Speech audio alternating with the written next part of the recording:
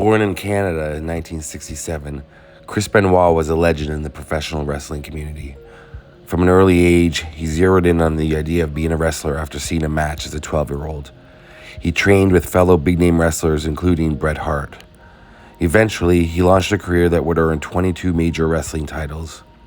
At 18, he started his career and worked his way through the Stampede Wrestling circuit, as well as New Japan World Wrestling, before debuting in World Championship Wrestling in 1992. Over the course of the next 15 years, Chris Benoit became one of the most prolific wrestlers in the sport, jumping between the televised sport's two biggest organizations, WCW and the World Wrestling Federation, later WWE. In terms of his tactical style and fan base, he was one of the most accomplished wrestlers in the game.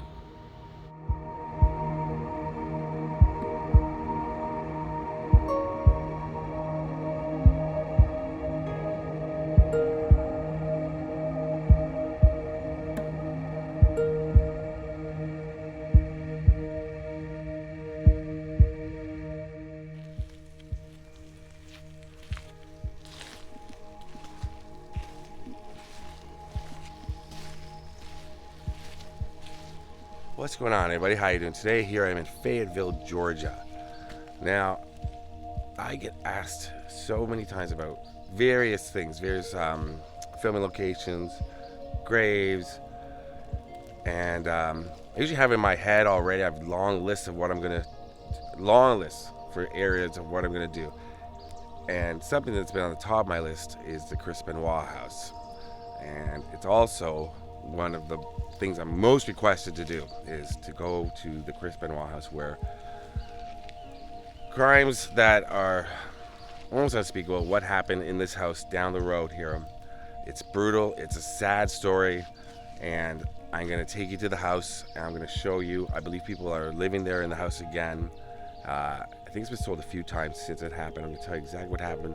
June of 2007, Chris Benoit, famous, ultra famous, from Canada, Montreal, became one of the most popular wrestlers of all time.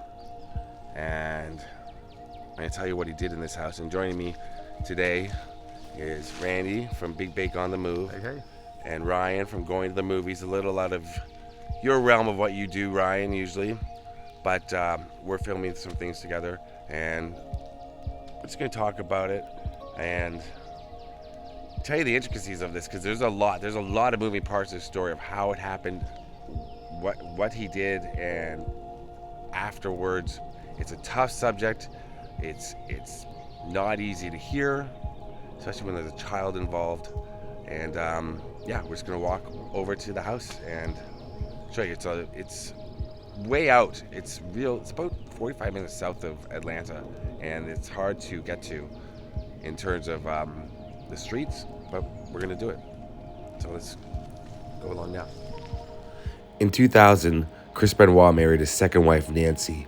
They had one child together, Daniel, in 2003. In the early years of his marriage, Nancy filed for a divorce from the wrestler and got a restraining order, citing that he had exhibited violent behavior around the home. At the time, the marriage was said to be irrevocably broken, though eventually she decided to drop both the divorce suit and restraining order. Back on the wrestling scene, Benoit was taking steroids and testosterone that were not approved for WWE use.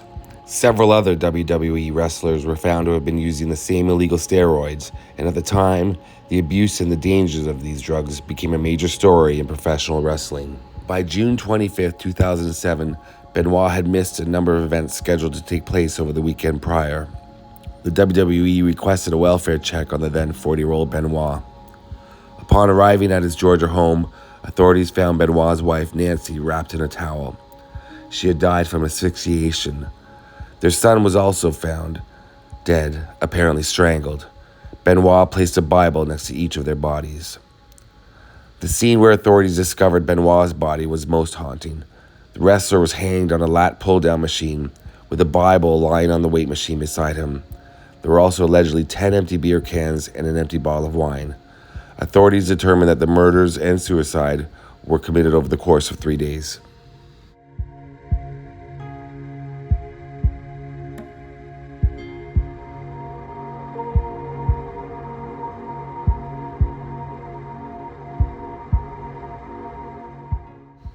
Autopsy results show that Benoit might have drugged his son with Xanax before suffocating him, rendering him unconscious beforehand.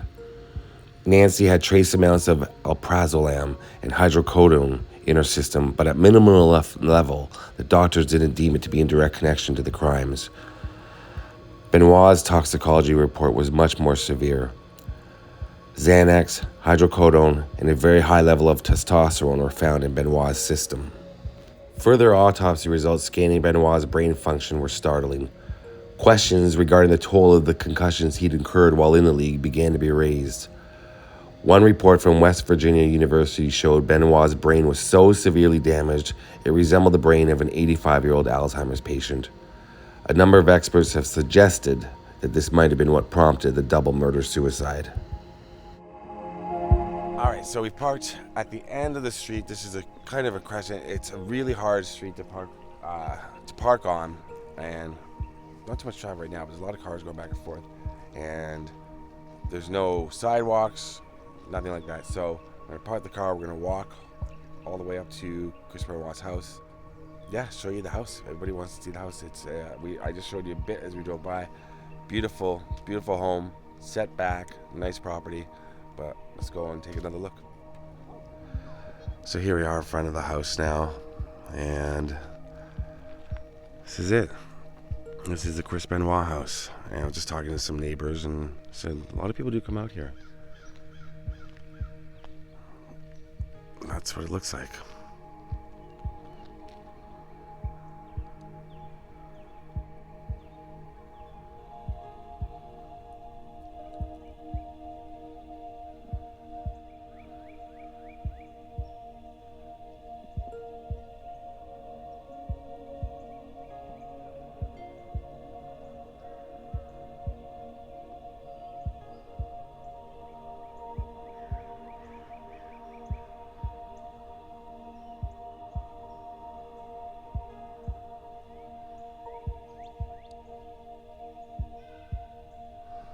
So yeah, those horrific crimes were right here, Fayetteville, Georgia. And I mean, I'm out here filming. I don't recommend. It is a private home, but it's well known and people do come out here. But I was going to say is I can't tell you not to. I'm doing this. I don't make when it comes to things like this, just to let you know, YouTube does not monetize most of the videos like this. So I'm doing this because it's a story I want to tell, and I've gotten requests for it. So, and also it is a quiet neighborhood, and this is all you can really see is the house. So I mean, I can't tell you not to come out. I'm just saying, I don't know what I'm saying. It's just want to make clear that it's just, it is a house where very horrific things happened, and you can see it right here in my video. Instead of making the drive out here and trying to find parking, but yeah. So this is for everybody who's asked me to do Chris Benoit over the years. Car's all the way back down there. It's a long walk back, but I wanted to make the walk, and I did. And thankfully the neighbors were very nice. And there's a beautiful pond. I'm not going to show the houses where the neighbors live that I was talking to, but beautiful little neighborhood. And just past these trees, there's a lake or a pond right there. And there you go.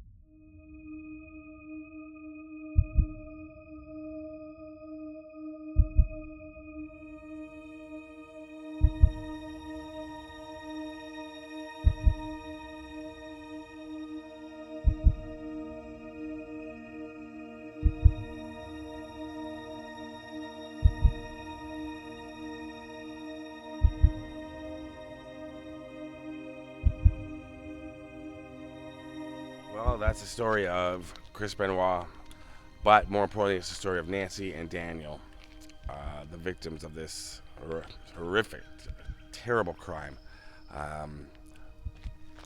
For a collaboration video, we've got more coming. This kind of came along with me, Randy and Ryan.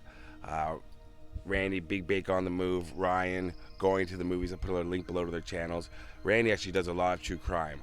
A lot of true crime on his channel. And if you watch Ryan's channel, he does mostly filming locations, and he does it better than anyone. So check out their two channels. Rest in peace, Nancy, Daniel, and I'm glad I got to do this for you all, and I hope I did it correctly, and I hope I did it right, and I hope you got to see what you want to see, and peace out.